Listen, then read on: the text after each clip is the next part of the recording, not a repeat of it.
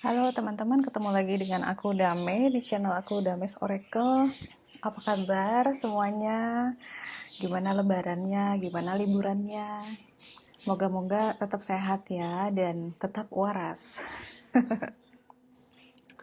Aku kemarin lebaran di rumah ibuku dan nginep dari pas malam takbiran, lalu hari lebaran plus satu pulang deh ke kosan ya, karena tetap bagaimanapun ternyata memang lebih nyaman di space sendiri gitu ya. Jadi kalau kita punya space sendiri kan kita bisa menjadi diri kita apa adanya. Nah, aku harap teman-teman walaupun juga kemarin ada yang nggak mudik, nggak bisa bersama dengan keluarga, semoga lebarannya tetap hangat, tetap penuh rasa syukur ya, karena bagaimanapun juga uh, kadang apa yang kita inginkan itu bukan yang terbaik gitu loh. Manusia tuh seringnya gitu kok. Kita pinginnya pulang ke rumah orang tua, tapi ternyata uh, itu bukan untuk kebaikan semua pihak. Dan disitulah kita sebagai manusia belajar untuk melenturkan sikap seperti bambu ya. Jadi kalau kita lentur tuh insya Allah hidup sih akan lembut ya terhadap kita, karena sifat lentur itu kan juga lembut, bukan sesuatu yang keras gitu. Oke, hari ini aku cuman mau morning talk aja, belum mau bikin pick a card karena aku masih banyak kerjaan dan nyiapin untuk kelas toxic relationship besok. Enggak, sorry, lusa. Ya, jadi buat teman-teman di sini yang masih mau ikutan masih bisa join. Di kelas itu nanti kita nggak cuma bahas tentang toxic relationship dengan pasangan, tapi juga dengan diri kita sendiri, dengan keluarga kita gitu ya. Jadi di sini benar-benar aku ingin bukan memperkenalkan sih, aku ingin mengajak teman-teman yang ikut kelas ini melihat sesuatu yang toksik itu lebih dalam lagi. Jadi nggak cuma sekadar hubungan asmara yang toksik, tapi sebenarnya sesuatu yang toksik itu benihnya itu sudah ada di diri kita gitu ya. Nah, kalau kita bisa sadari itu sedini mungkin, ya kayak penyakit deh, kalau kita bisa mendeteksi itu sedini mungkin, uh, insya Allah ke depan-depannya kita mudah untuk mengenali orang-orang atau relasi-relasi kita yang juga berpotensi menjadi toksik. Sebenarnya itu sih yang akan nanti dibahas. Jadi teman-teman silahkan lihat ke Instagram aku atau bisa tulis di kolom komen gitu. Kalau kamu mau ikutan, kamu tinggalin aja nomor WhatsApp kamu, nanti aku masukin ke grup sementaranya. Biayanya murah, cuma 75.000 per orang. Itu hari Jumat ini ya. Durasinya 1,5 jam, jadi dari jam 10 sampai setengah 12 lah ya. Dan di situ semuanya perempuan. Jadi so far sih semua perempuan yang mendaftar dan grupnya kecil, jadi akan kita bikin nyaman, teman-teman bisa berbagi dan sifatnya nanti juga sangat private ya. Jadi apapun yang kita bagikan di dalam pelajaran ini itu kan bersifatnya pengalaman pribadi, jadi tidak akan kita share ke orang lain. Sifatnya pribadi dan menjadi referensi untuk pelajaran diri kita sendiri. Tuh. So, silakan kalau mau daftar tinggalkan nomor telepon atau bisa DM aku di Instagram. Kalau teman-teman punya Instagram, aku di Dames Oracle. Tulisannya sama kayak channel ini, Dames Oracle disambung. Silakan DM, nanti aku hubungin teman-teman lagi ya. Aku di sini pakai kartu flower therapy dan akan aku pasangkan dengan si Wealth of Ring. Dua-duanya temanya nature, karena kita adalah bagian dari alam. Jadi kalau alam ini kenapa-napa, sudah pasti kita akan kenapa-napa. Itu udah nggak bisa dipungkiri lagi. Kita lihat ya, message-nya apa. Oh, financial healing. Ini sebelum aku bikin video, aku udah nebak ini akan keluar. Dan you know what? Sebelum aku bikin video kan biasanya aku rapi-rapi dulu ya, rapi-rapi rumah. Dan aku akan nyalain dupa. Nih kayak sebelah sini ada dupa. Kalau teman-teman lihat tuh ada asap. Dan biasanya aku nge-diffuse essential oil. Dan lucunya pagi ini yang aku diffuse adalah essential oil abundance, keberlimpahan. Terus aku bilang sama suami, biar kita selalu berlimpah. Amin, gitu ya. Financial healing ini, wow, dipasangin dengan self-sufficiency. Jadi teman-teman, self-sufficiency ini kalau dalam bahasa Indonesianya istilahnya adalah bisa mencukupi diri sendiri. Ya, jadi mandiri, mencukupi diri sendiri, dan di sebelahnya ada financial healing. Nah, kalau aku boleh menyimpulkan, energi yang tampil di sini itu sangat ceria ya, sangat, ini kan warnanya kuning, kemudian di situ juga semburatnya kuning, terus kalau kamu lihat ini sendiri aja kartunya, sangat simple, ringan gitu, dan simple dan ringan ya. Jadi keberlimpahan di sini bisa dibilang bukannya kamu banyak barang, bukannya kamu banyak sesuatu yang eksesif ya, tapi ketika kita memutuskan bahwa hidup yang kita mau adalah hidup yang sederhana. Dan sederhana itu tidak selalu sama dengan being poor ya, atau kekurangan. Sederhana itu justru sangat spiritual, karena menurut aku sederhana itu ngepas, cukup. Kamu nggak kekurangan dan tidak ada ekses, karena sesuatu yang ekses sifatnya ya, lebih gitu, itu biasanya akan menciptakan energi yang stagnan. Jadi apapun yang berlebihan, mau itu barang-barang di rumah kamu, mau itu kamu menjadi overwork gitu ya, bekerja berlebihan, mencintai seseorang berlebihan, memiliki binatang peliharaan berlebihan gitu, yang sebenarnya over capacity gitu. Kamu nggak punya kapasitas untuk merawat, nggak punya kapasitas untuk memelihara kan, karena semua yang kita miliki itu kan butuh pemeliharaan ya. Jadi self sufficient ini juga bicara tentang bagaimana kamu bisa nunjukin ke Tuhan, Tuhan, aku bisa kok memelihara amanahmu. Nah, dia dibilang sederhana karena pada dasarnya manusia tidak membutuhkan banyak hal untuk bisa bahagia. Ibarat kata, kita tuh kayak, kita adalah ciptaan yang sangat ringkas sebenarnya. Semua yang kita butuhkan ada di tubuh kita, dan semua yang kita butuhkan untuk hidup sudah disediakan alam. Jadi kalau kita bisa melihat pada saat ini, di sekeliling kita atau di rumah kita sendiri, terlalu banyak barang, atau misalnya kita sadar nih, kita kerja berlebihan, kita makan berlebihan, nah itu sudah pasti akan menciptakan keseimbangan yang akan menjauhkan kita dari jalur spiritual itu sendiri. Jadi spiritual itu, again, lagi-lagi aku ingatkan, bukan hal yang kayak harus bertapa, meditasi, atau melakukan perilaku yang sifatnya mistis atau religius ya. Spiritual itu simple. Kita menjalani hidup sesuai dengan yang ditakdirkan Tuhan untuk kita sebaik mungkin. Tuh. So dia kenapa sih dipasangin sama financial healing? Jadi di sini ini keluar hari ini ya. Tuhan ingin ngingetin kita bahwa untuk memiliki perasaan berlimpah, untuk memiliki mentalitas kaya nih ya, kita harus berani melepas banyak hal. Karena apa? Ketika kita melepas banyak hal baru akan masuk. Kita harus berani melakukan tindakan-tindakan yang menjadi syarat untuk bisa berlimpah hidup kita. Jadi manusia itu pengen banyak hal, which is okay, karena di bumi ini kita bebas menciptakan realita kita sendiri. Tapi seringnya sesuatu yang membahagiakan itu membutuhkan tanggung jawab yang besar, membutuhkan perubahan sikap yang besar juga, membutuhkan kedewasaan yang matang banget gitu ya. Contoh gini,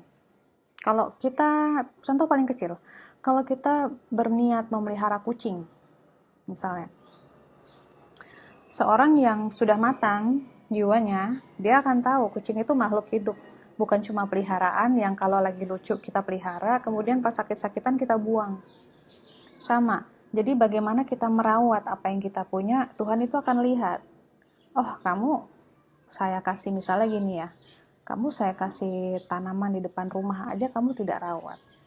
Misalnya ada pohon gitu ya, tumbuh di depan rumah, kamu tidak siram. Kebanyakan orang kan kayak gitu ya. Ini juga unik karena aku belajar menyiram pohon di depan rumah, itu pohon tumbuh liar aja, kayak pohon di kompleks ya. Aku belajar bahwa kita pun harus merawat itu tuh dari mamaku. Jadi selama ini kan aku pikir, oh ternyata kita cuma merawat apa yang punya kita. Ternyata tidak. Apa yang ada di depan mata kita, saat itu juga pun kita harus taking care of it gitu, memeliharanya. Nah, jadi teman-teman kalau mau, misalnya sekarang ini ingin menaikkan standar hidup, terus merasa kayak, kok gue gak punya uang mulu ya, kok penghasilan gue kurang terus ya gitu. Itu dimulainya sebenarnya dari mental. Dari mental baru nanti ketika mentalitas kita berubah, peluang yang datang itu akan berubah, gak cuma yang recehan aja. Kenyataan hidup akan berubah dengan sendirinya. Aku ngalamin sendiri dan selalu aku sharing ke sini ya pengalaman aku. Mungkin bisa buat referensi teman-teman juga. Aku juga selalu percaya ketika aku let go banyak hal, let go idealisme aku merelakan bahwa aku bukan orang paling benar gitu ya. Let go harus punya ini, punya itu, kemudian let go banyak barang, itu biasanya apa yang aku pengen akan datang. Tanpa aku harus bersusah payah gitu, berusaha untuk mencapai itu. Nah, jadi di sini makanya ada self sufficient juga. Ini juga diingetin, coba deh teman-teman eksperimental aja sama hidup. Aku juga sering ngomong kan di video-video yang sebelumnya juga, kalau mau cobain aja. Hidup itu sebenarnya kita harus nemuin gimana cara kita berhubungan dengan hukum alam ini. Ya, sekarang aku kasih contoh, mau nyoba nih. Coba supaya gimana kita bisa menaikkan mentalitas kita yang tadinya berkekurangan, kemudian jadi self-sufficient seperti ini. Yang pertama, jangan pernah lagi berhutang. Itu paling simple. Oh, tapi nanti nggak cukup kak, gitu kan. Nggak cukup buat apa, gitu. Nggak cukup buat apa dulu.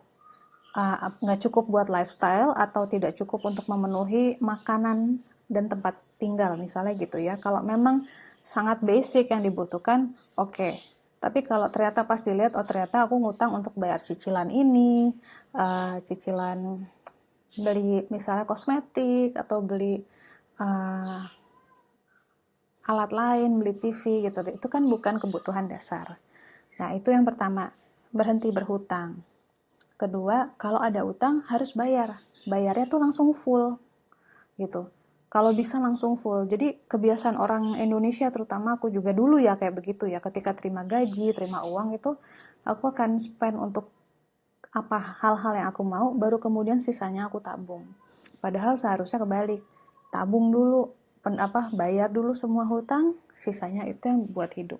Ya, jadi sebenarnya itu sepele.